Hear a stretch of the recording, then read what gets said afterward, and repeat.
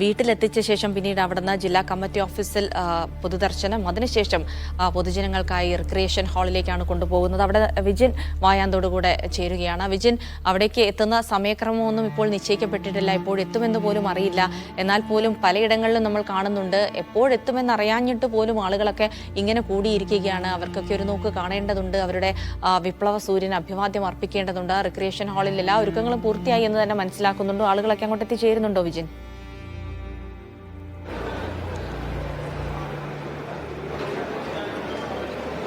ജിൽസി, എന്തായാലും ഇവിടത്തേക്ക് നേരത്തെ തന്നെ ആളുകൾ എത്തിച്ചേർന്ന് കഴിഞ്ഞിട്ടുണ്ട്. വി എസിന്റെ മൃതശരീരം ഈ പോലീസ് റിക്രിയേഷൻ ഗ്രൗണ്ടിൽ ഇവിടെയാണ് പൊതുദർശനത്തിന് വെക്കുക. ഇവിടെ ആളുകൾക്ക് വി എസിനെ അവസാനമായി കാണാനുള്ള ഒരുക്കങ്ങൾ ഒക്കെ പൂർത്തിയാക്കിയിട്ടുണ്ട്.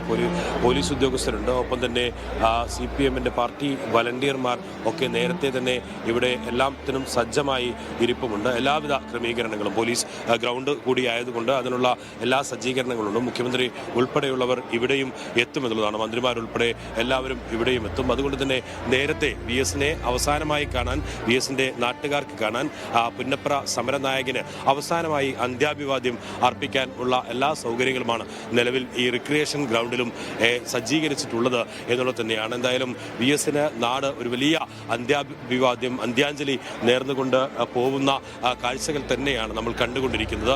ഏകദേശം ഇന്നലെ 12 മണിയോടടുത്തു തിരുവനന്തപുരത്ത് നിന്ന് കൊല്ലം അതിർത്തിയിലേക്ക് വി എസിന്റെ മൃതശരീരവും വഹിച്ചുള്ള വിലാപയാത്ര എത്താൻ, അതിനുശേഷം മണിക്കൂറുകൾ പിന്നിട്ടാണ് ആലപ്പുഴയിലേക്ക് വി എസിനെ കൊണ്ടുള്ള വിലാപയാത്ര എത്തിയത്.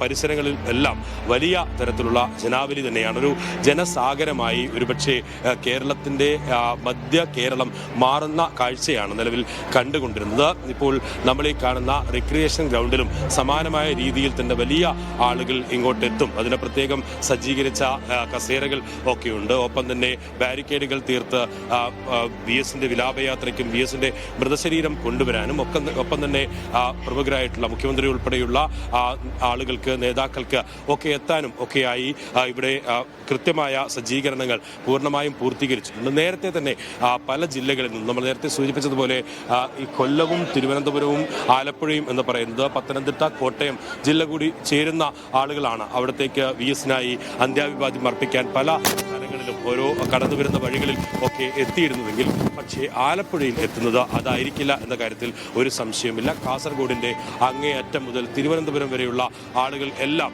ആലപ്പുഴയിലേക്ക് ഒഴുകിയെത്തുകയാണ്. നമ്മൾ ഹോട്ടലിലൊക്കെ മുറിയെടുത്തപ്പോൾ പല സ്ഥലങ്ങളും ഹോട്ടലിലെ മുറികളൊക്കെ നിറഞ്ഞു കവിയുന്ന അവസ്ഥയിലേക്ക് എത്തിയിരിക്കുന്നു. സ്വാഭാവികമായിട്ടും കേരളം ഒന്നാകെ ഒത്തുചേരുന്നത് ഇപ്പോൾ ആലപ്പുഴയിലേക്കാണ്. അത് അവരുടെ പ്രിയ സഖാവിന് വേണ്ടിയാണ്. അവർ യാത്രയിലുടനീളം നമ്മൾ കണ്ടു എത്രത്തോളം സ്നേഹം നൽകാൻ കഴിയുമോ അത്രത്തോളം സ്നേഹം നൽകിക്കൊണ്ട്, ഹൃദയം പകത്ത് നൽകിക്കൊണ്ടാണ് ആളുകൾ അവിടെ കാത്തിരിക്കുന്നത്.